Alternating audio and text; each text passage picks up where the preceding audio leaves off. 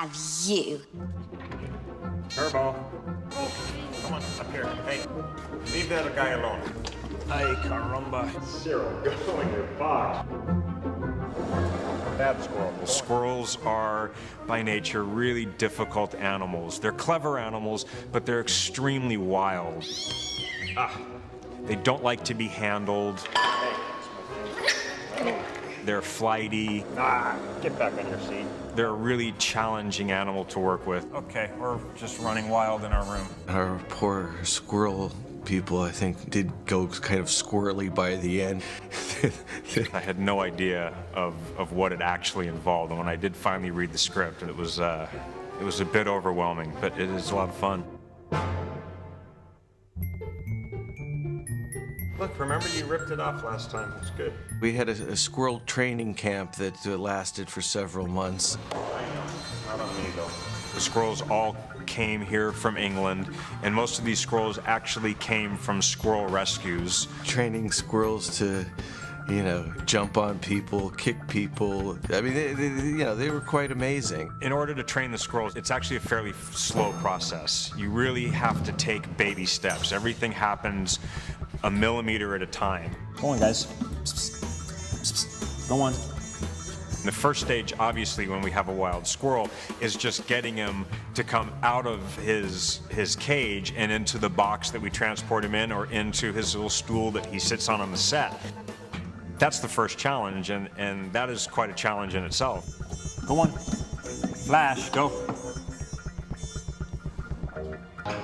Good. Come on, Flash. We've actually named every squirrel so that we can keep track of them.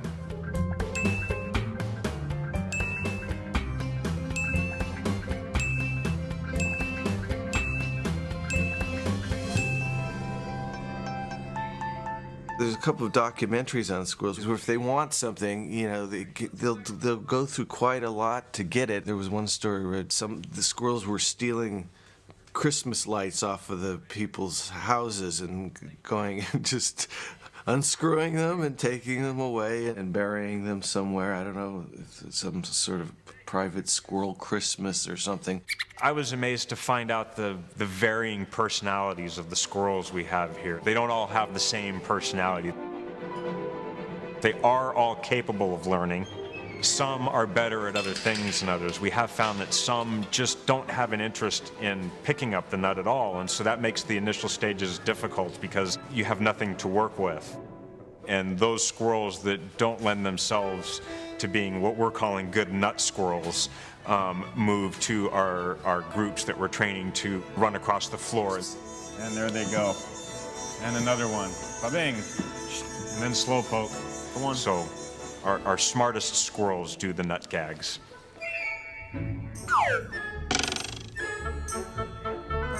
Rather than teaching them to put it right into the conveyor belt, we use this little bowl because it's a much more defined area for the squirrel to put it in. After he learns to put it in here, then we turn that into putting it into the little conveyor belt. This is Muggsy, and he's been doing it for about a week and a half. Probably takes about 2,000 repetitions for him to start to understand that he's going to put it into the bowl. And he's probably, you know, at about 400 or 500 repetitions. So he doesn't quite have the idea yet. Good boy.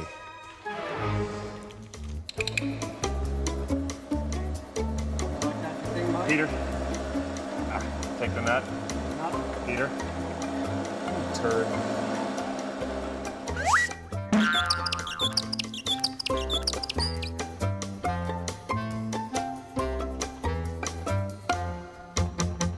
One of the considerations we have when we're teaching the squirrels to sort nuts is we obviously can't give them real nuts because they would just want to eat them. So what they've done is they've made us these little plastic nuts. They look quite real. But there's a rogue element in the squirrel department, and they're actually eating through the plastic nuts. So we've actually had to make them out of dental acrylic so that they can't bite through them. But there's still one squirrel left that's actually biting through dental acrylic. So we've actually got to make some of them in metal, aluminium nuts, just to train this one particular squirrel to stop biting the nut. Another one of the gags we have to do, besides actually shelling the nut, is the squirrel has to tap the nut so that he can listen to it and tell whether it's a good nut or a bad nut. So we spent a lot of time training that, and what we found was that when we trained a squirrel to tap the nut for real, it didn't quite read like the director wanted it to read. It didn't look human enough. So we've come up with a clever little idea where we've got this nut mounted on this stick, and the squirrel will come and pick the nut up, and as he's tapping it, we can manipulate it a little bit to make it look a little bit more human. By nature, they don't want to sit there and hold it while it's moving and being manipulated like that. They don't want to necessarily keep their hands on it. So that was quite a bit of training to get them to do that.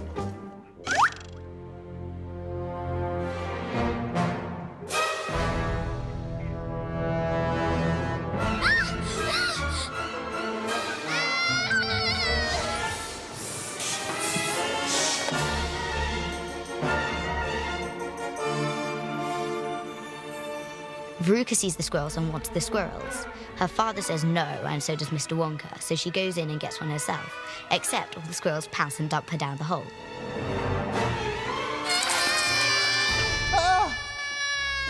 We're teaching the squirrels to do the beginning sequence of that attack. What's going to happen is the squirrels are going to run out of these boxes, they're going to run up Joe and onto the boxes behind her. When we actually shoot it, we're going to use a stunt woman that is going to double our little actress girl, Veruca, and she's actually probably going to fall down with squirrels. This is made to look like Veruca, so this is Veruca's face. We took shots of her and it sculpted her to look like this at this moment. It was on her stunt double. We needed to be able to protect her face from the little claws and the activity of the squirrels as they ran all over her face.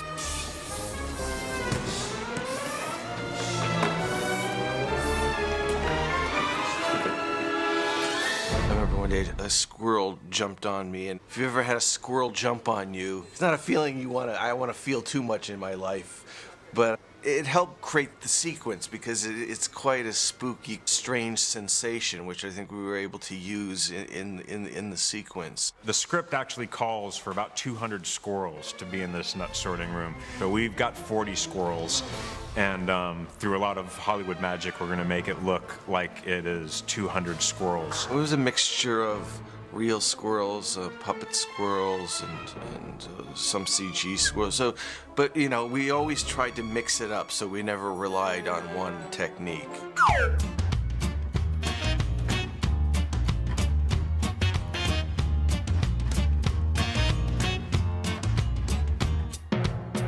Okay, this is one of our squirrels. We're making 12 in total. They are, they sit on their little seats, and they're part of the whole entourage of squirrels that sort all the nuts and decide which are good nuts and bad nuts. The idea is most of the shots, we would probably have a real squirrel in the foreground doing an action, and then several animatronics in the background repeating that. One of the reasons for using animatronics is because they don't mind doing it over and over and over again. They don't complain. The disadvantage is obviously they're never going to be as real as a real squirrel, so mixing and matching is a good way to go. Don't touch that squirrel's nuts. It'll make him crazy. We're playing an intermediate role between the real squirrels and CGI squirrels. We had the one sequence of shots where they run across the floor and jump onto a little girl. Now, that was something the squirrels turned out to be very good at, but once they landed on Veruca, that was the moment where we had to take over entirely CG, because there really isn't much you can do with the real squirrels. They're so fast. What we then had to do, obviously, was then keep developing the look of all of those shots so that they stayed photorealistic, yet still told the story to the audience, which was that this sort of swarm of squirrels had managed to pull her onto the ground, get underneath her, and then like a moving carpet, dragged her across the floor. It was a long, long process from first designing and developing the squirrels all the way to the end product of delivering the final shots. I really hope it's going to be a memorable sequence. It was in the original book, so it's really sort of a privilege for us to be able to be a part of this and make this sequence happen.